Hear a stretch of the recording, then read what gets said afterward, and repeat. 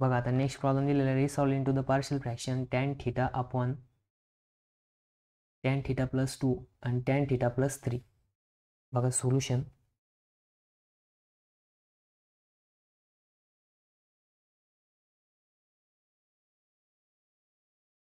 सगळ्यात पहिले tan theta equals to लिहून घ्या.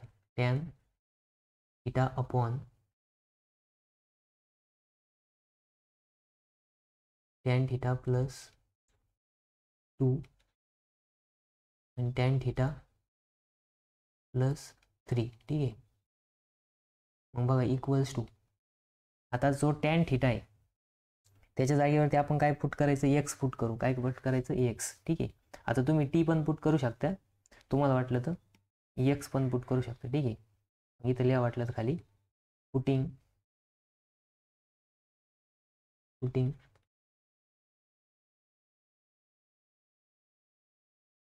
X equals to tan theta in above equation. ठीक आहे. मग याच्यामध्ये आपल्याला काय करायचं, आता tan थीटाच्या जागेवरती एक्स पुट करायचं. मग बघा इथं काय डिनॉमिनेटरला tan थीटा म्हणजे एक्स अपॉन खाली काय येणार, tan थीटाच्या जागेवरती एक्स प्लस 2 आणि दुसऱ्या tan थीटाच्या जागेवरती पुन्हा एक्स प्लस 3. मग बघा आता इथं काय आहे की आपल्याला नॉन रिपीटेड लिनियर फॅक्टर दिसत आहे. ठीक आहे. एक्स प्लस 2 आणि एक्स प्लस 3. मग इथं लिहा नॉन रिपीटेड लिनियर फॅक्टर. ठीक आहे. मग आता नॉन रिपीटेड लिनियर फॅक्टर जर असेल तर आपण काय करतो, मग ए अपॉन फर्स्ट फॅक्टर काय इथं x plus 2 plus second constant b upon second factor x plus 3. याला इक्वेशन नंबर 1 नाव द्या. ठीक आहे. आता बघा काय करायचं, क्रॉस मल्टिप्लिकेशन करायचं. काय करायचं, क्रॉस मल्टिप्लिकेशन. मग क्रॉस मल्टिप्लिकेशन केली ही साईड तर तशीच राहणार, एक्स अपॉन एक्स प्लस 2 इथं येणार एक्स प्लस 3 इक्वल्स टू, आता ए इंटू क्रॉस मल्टिप्लिकेशनमध्ये x plus 3 plus b into ब्रॅकेटमध्ये एक्स प्लस 2. ठीक आहे. अपॉन आता इथं बॉटमला काय येणार, एक्स प्लस 2 एक्स प्लस 3. ठीक आहे. मग बघा आता डिनॉमिनेटर काय होणार, कट होऊन जाणार. का, कारण की दोन्ही बाजूला इक्वल आहे. ठीक आहे. मग इथं पण एक्स प्लस 2 एक्स प्लस 3, इकडं पण एक्स प्लस 2 एक्स प्लस 3. मग आता इथं काय येणार आपल्याला equation, x equals to a into ब्रॅकेटमध्ये x plus 3 plus b into ब्रॅकेटमध्ये एक्स प्लस 2. याला नाव द्यायचं इक्वेशन नंबर 2. ठीक आहे. मग आता काय करायचं, ए आणि बी फाइंड आउट करायची. मग आता ए फाइंड आउट करताना बीच्या करस्पॉन्डिंग फॅक्टर बघायचं. मग बघा एक्स प्लस 2 इक्वल्स टू 0 करायचं. मग आता हा इकडं प्लस इकडं आलं काय होईल, मायनस होईल. म्हणजे X equals to -2 putting in equation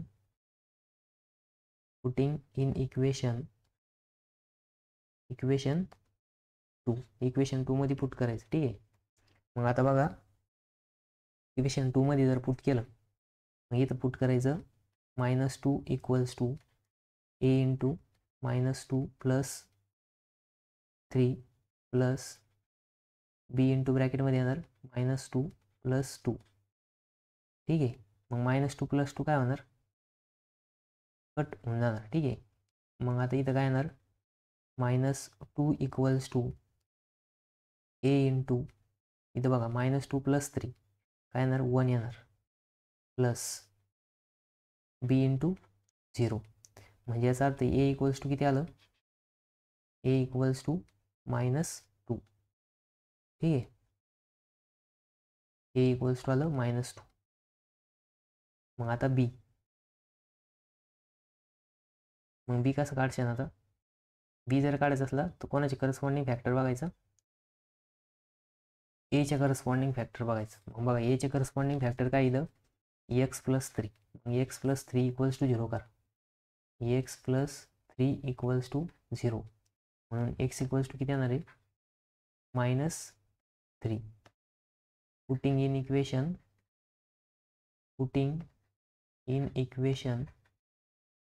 equation 2. मग इक्वेशन 2 मध्ये पुट करायचं. मग इक्वेशन 2 मध्ये पुट केलं बघा आता. x इक्वल्स टू म्हणजे -3 इक्वल्स टू ए इंटू ब्रॅकेटमध्ये एक्स म्हणजे एक्सच्या जागेवरती -3 प्लस ऑलरेडी 3 त्याच्यानंतर ना प्लस पी पुन्हा ब्रॅकेटमध्ये -3 प्लस 2. ठीक आहे. मग बघा इथे येणार -3 इक्वल्स टू ए इंटू ब्रॅकेटमध्ये +3 -3 0 प्लस बी इंटू ब्रॅकेटमध्ये -3 + 2 -3 + 2 किती येणार आहे -1 येणार आहे. ठीक आहे. म्हणजे बघा इथं -3 equals to B into -1 -b होणार. म्हणजेच बी इक्वल्स टू किती आलं बी इक्वल्स टू 3. ठीक आहे. बी इक्वल्स टू आलं 3. आता बघा इथे लिहायचं आता. अरे सर्कल कसं काय आलं ऑटोमॅटिक, हे वेगळंच काहीतरी आलं. ठीक आहे. इथं आपल्याला हे आणायचं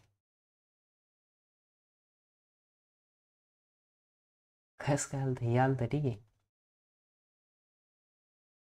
नवीन टेक्नॉलॉजी. त्याच्यानंतर ना नेक्स्ट बघा आता ए आणि बी दोन्ही पण भेटली.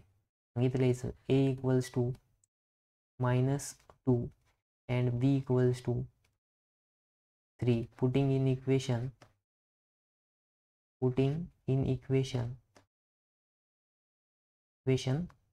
1. मग इक्वेशन 1 मध्ये पुट करा. आता इक्वेशन 1 मध्ये जर पुट केलं तर इक्वेशन 1 काय होतं x अपॉन x प्लस 2 आणि इथं आहे x प्लस 3. ठीक आहे. इक्वल्स टू एच्या जागेवरती काय द्यायचं -2 अपॉन x प्लस 2. ठीक आहे. त्याच्यानंतर प्लस 3 अपॉन x प्लस 3.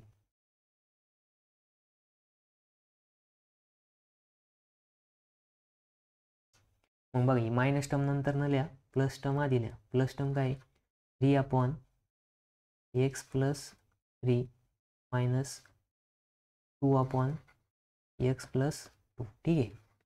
मग आता ही इकडची साईड तशीच राहणार. इथं काय x अपॉन x प्लस 2 आणि इथं आहे x प्लस 3. ठीक आहे.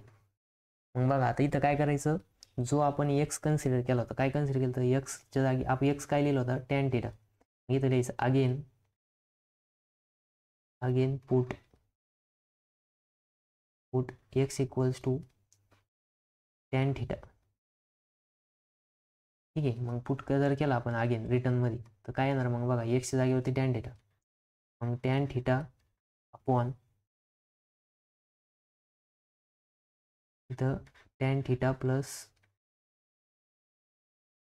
2 आणि इथे येणार आहे tan θ plus 3 equals to 3 upon काय tan θ प्लस 3. मग बघा आता एक्स इथं काय 3 अपॉन x प्लस 3 म्हणजेच 3 upon tan θ plus 3 minus 2 upon काय येणार tan θ प्लस 2. हे काय आले आपले फायनल फॅक्टर आले. ठीक आहे. मग याला आपलं फायनल आन्सर. म्हणजे काय करायचं, ज्यावेळेस असं tan θ sin θ वगैरे दिलेलं असतं तिथं ऑब्झर्व करायचं. ठीक आहे. आणि आता बघा या ऑब्झर्व केल्यानंतर आपल्याला समजलं की tan θ जागेवरती जर आपण x पुट केलं तर आपल्याला easily partial fraction find out करता येईल. नंतर ना पार्शियल फ्रॅक्शन फाइंड आउट केल्यानंतर परत रिटर्नमध्ये त्याच्या जागेवरती त्याची जी व्हॅल्यू आपण पुट केली ती काय करायची रिटर्नमध्ये प्लेस करायची. ठीक आहे. आता त्याच्यानंतर आपण नेक्स्ट क्वेश्चन बघू.